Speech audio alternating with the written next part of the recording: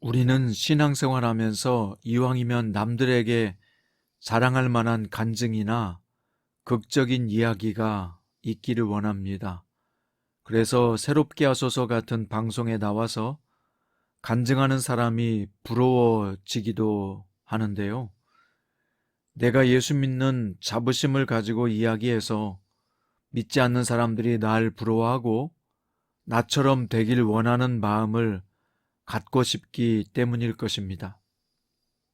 우리는 내가 자랑할 만한 조건을 갖춘 그리스도인이 되어 주님을 자랑하기를 원하는데, 하지만 성경에 보면 어떤 조건을 갖춘 사람이 되어 자랑만 하지 말고 자신이 처한 삶의 환경에서 부끄러워하지 말고 예수님을 유일한 자랑으로 여기라고 말씀합니다.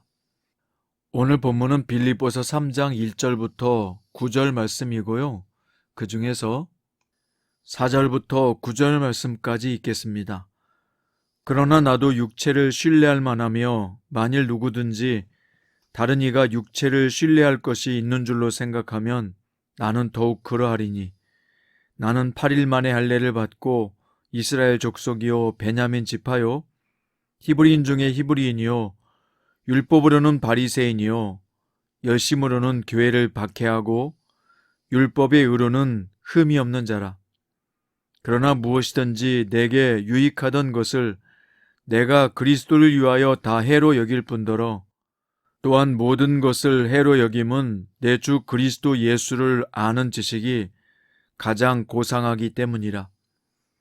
내가 그를 위하여 모든 것을 잃어버리고 배설물로 여김은 그리스도를 얻고 그 안에서 발견되려 함이니, 내가 가진 은은 율법에서 난 것이 아니요 오직 그리스도를 믿음으로 말미암은 것이니 곧 믿음으로 하나님께로부터 난 의라. 아멘. 오늘 말씀의 제목은 성도의 자랑이 무엇이어야 하는가입니다. 바울은 지금 감옥에 수감되어 있습니다. 그곳에서 얼마나 육체는 곤고하고 마음이 지쳤겠습니까?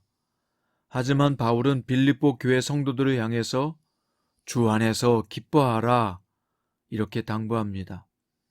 여기서 주 안에서라고 하는 말을 왜 썼을까요? 세상이 아니라 오직 예수님 안에서만 어떤 환경을 초월해서 기뻐할 수 있기 때문입니다.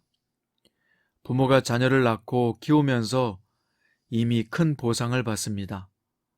사랑스러운 자녀가 커가는 것을 보고 큰 위안과 행복을 느끼기 때문이죠. 자녀의 존재는 곧 부모의 기쁨인 것이죠.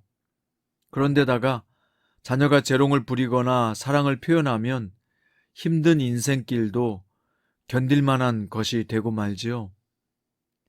사랑하는 자녀가 부모의 기쁨이듯이 하나님의 자녀인 우리는 하나님의 기쁨입니다.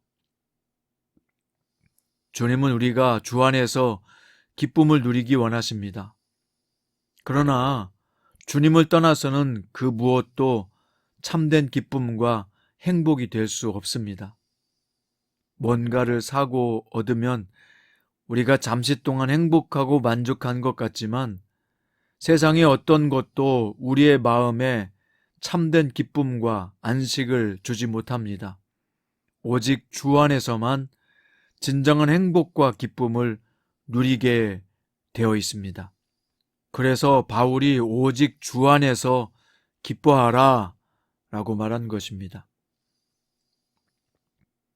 1절부터 3절까지 바울은 유대인들을 경계하라고 거듭 당부하며 육체가 아닌 그리스도를 자랑하라 라고 가르쳤습니다. 당시 빌립보 교회 안에는 육체의 할례를 받은 것을 구원의 표식으로 여기며 자랑하는 자들이 있었습니다.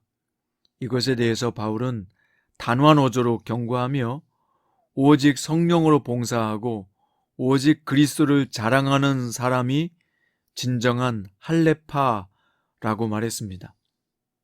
또 바울은 4절부터 8절까지 바울 자신도 얼마든지 자랑할 만한 조건이 있지만 이제는 그 모든 것을 다 해로운 것으로 여기고 있다고 말합니다. 왜냐하면 자신이 예수님을 알기 전에 자랑으로 여겼던 모든 조건들이 구원에 이르지 못하게 했을 뿐만 아니라 아무 영적 유익도 주지 못했음을 깨달았기 때문입니다.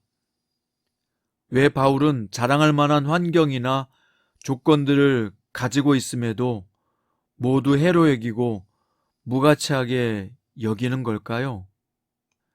그리스도를 아는 지식이 가장 고상하기 때문입니다. 여기 가장 고상하다라고 하는 말은 가장 귀하고 탁월하다라는 뜻을 가지고 있는데요. 거기에 견줄 바가 전혀 없다는 것입니다. 바울은 난지 8일 만에 할례를 받고 베냐민 지파 출신이요, 히브리인 중에 히브리인이요, 율법으로는 바리새파 사람이요, 철저히 율법을 지키며 살았던 사람입니다. 그래서 자신이 율법으로 흠잡을 데가 없는 사람이라고 자신을 소개했습니다. 이렇게 자신을 소개하는 이유는 내가 이 정도로 율법을 철저히 지킨 사람이야 라는 자랑을 하려고 한 것이 아니라 내가 예수님을 만나고 보니 내가 자랑스러워하던 모든 것이 얼마나 보잘것없는 것인 줄 알았다는 확실한 깨달음 때문입니다.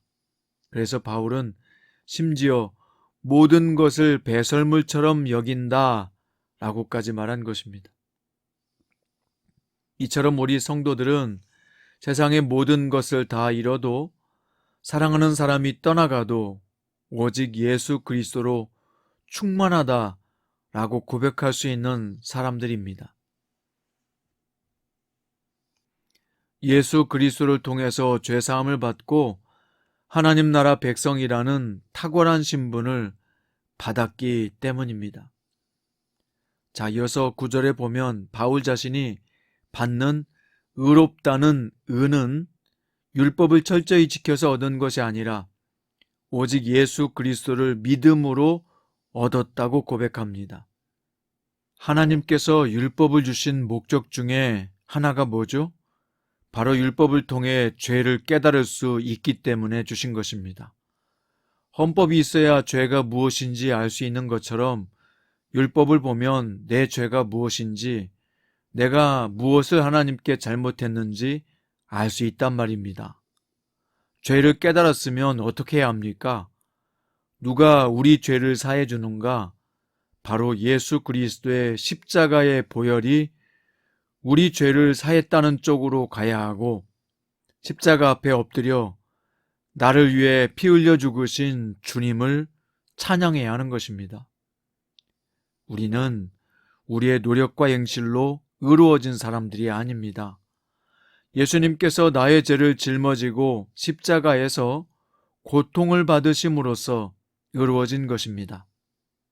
그러니 우리는 오늘 또 나의 죄를 위해서 죽으신 예수님의 희생을 선물을 받은 자로서 자랑하고 찬양하며 살아야 하는 것입니다. 말씀의 결론입니다. 바울은 고난과 곤고함 속에서도 자신보다 거짓 가르침으로 인해 어려움에 처한 빌립보 교인들을 먼저 생각했습니다. 그리고 그들에게 진정한 기쁨과 행복의 원천이신 예수님 안에서 기뻐하며 살라고, 그분을 자랑하며 살라고 권면했습니다. 사랑하는 성장 큐티 가족 여러분, 이 땅을 사는 동안 세상적 가치관을 따라 육체와 환경만 자랑하려 하지 말고 오직 하나님 나라의 가치관을 따라서 예수 그리스도만을 자랑하고 높이는 성도로 사십시오. 그것이 복이요, 그것이 참된 승리의 길입니다. 그렇게 승리할 수 있기를 주님의 이름으로 축원드립니다. 기도드립니다. 사랑하는 주 예수님, 우리의 죄악을 짊어지시고 죽으신 주님의 사랑에 감사드립니다. 내가 걸어온 길이 주님의 은총임을 알고 내가 예수 믿은 것이 주님의 은혜였음을 알고 찬양하며 자랑하는 삶을 살게 해 주십시오. 내 자랑을 위해서 주님의 능력이 필요한 자가 아니라 어떤 환경에서도 주님을 자랑할 줄 아는 신실한 성도로 살기를 원합니다. 오늘 또 육체를 자랑하는 자가 아니라 나를 위해 고난당하시고 죽으신 주님을 자랑하는 성도로 살게 하옵소서. 예수님 이름으로 기도드립니다.